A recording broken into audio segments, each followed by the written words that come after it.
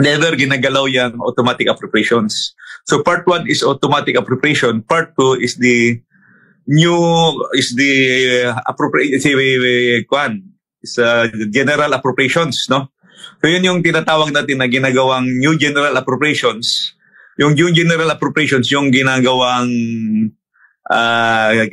every year natin ang tinatawag na General Appropriations Act. Although sa limitation, kasama talaga yung automatic appropriations.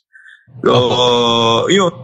Ati ko, mahaba yung speech ko kasi isa-isa ko yung mga ginalaw nila sa SAGF at saka sa UIGF.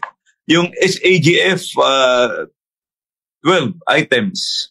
12 items yung ginalaw nila, no? I have here the list and I presented it during the Bicameral Conference Committee. Gusto ko sanang isa-isahin kaya lang maubos yung oras natin. Sabihin ko na lang yung total. There were 13 items. Ang ibig sabihin yan, 13 na batas o 13 na special laws ang kanilang inamendahan o gisupersede dahil dinagdagan nila yung pondo. So hindi ka dapat pwede magdagdag nun kasi automatically appropriated yun. Saka yung pondo mo, nanggagaling lang sa collection kung saan yung nakalagay sa batas ang kukolekta.